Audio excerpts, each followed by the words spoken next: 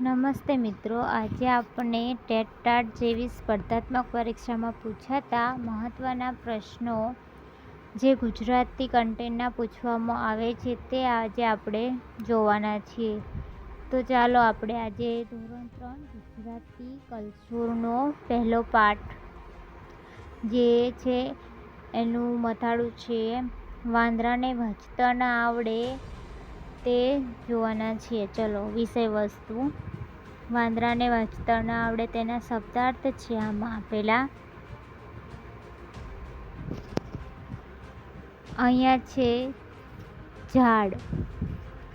ઝાડ એટલે વૃક્ષ, પછી છે એના પછી હાથ એટલે હસ્ત કર, પાણી જળ નીર, પછી આવશે ઘર. ઘર એટલે મકાન ભવન, આકાશ એટલે ગગન નભ, પછી આવશે માથું મસ્તક શિર, અચરજ એનો અર્થ થાય છે આશ્ચર્ય નવાઈ, વન એટલે વાયરો હવા, સિંહ એટલે સાવજ. આ હતા આજે આપણે તેના શબ્દાર્થ જે પરીક્ષામાં આમાંથી અમુક પૂછવામાં આવે છે તેના માટે મૂકવામાં આવેલા છે. તો ચાલો આજે આપણે એના પ્રશ્નો જોઈશું વારાફરતી. પહેલો પ્રશ્ન છે વાંદરાનું નામ શું હતું? તેનો જવાબ વાંદરાનું નામ ખટખટ હતું. બીજો પ્રશ્ન વાંદરાની ચિંતા કોણ કરતું હતું? જવાબ વાંદરાની ચિંતા સુઘરી કરતી હતી.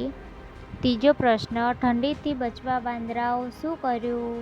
જવાબ ઠંડીથી બચવા વાંદરાએ ખેતરમાંથી લાલ મરચાં લાવીને એક જગ્યાએ ભેગા કરીને તાપણું કર્યું. ચોથો પ્રશ્ન વાંદરાઓ વારંવાર શું બોલતા હતા? જવાબ વાંદરાઓ વારંવાર હૂપ હૂપા હૂપ બોલતા હતા. પાંચમો પ્રશ્ન સુઘરીની સલાહ સાચી હતી કે ખોટી? કેમ? આનો જવાબ શું આવશે? તો સુઘરીની સલાહ સાચી હતી, કારણ કે ઘર વગર બધાને ઘણી મુશ્કેલીનો સહન કરવી પડે છે.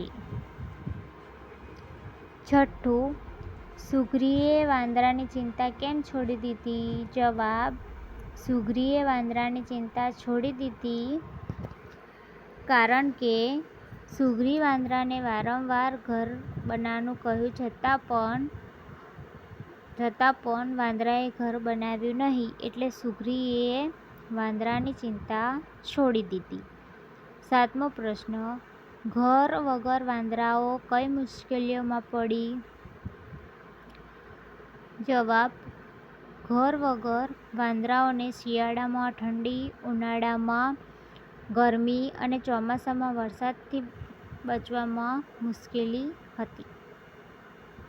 આઠમો વાંદરાઓ શાનાથી પવન ખાતા હતા?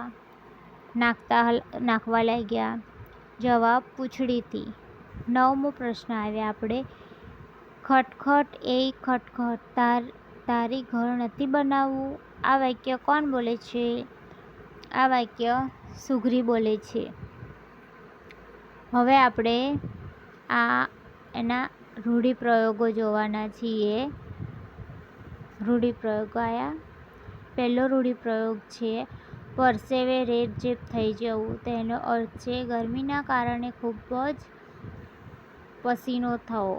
બીજો જળબંબાકાર થઈ જવું. એનો અર્થ છે ખૂબ પાણી થઈ જવું. મિત્રો, આ પ્રશ્નો છે એ ટેટ ટાટ ગમે તે સ્પર્ધાત્મક પરીક્ષામાં પૂછાય છે. આ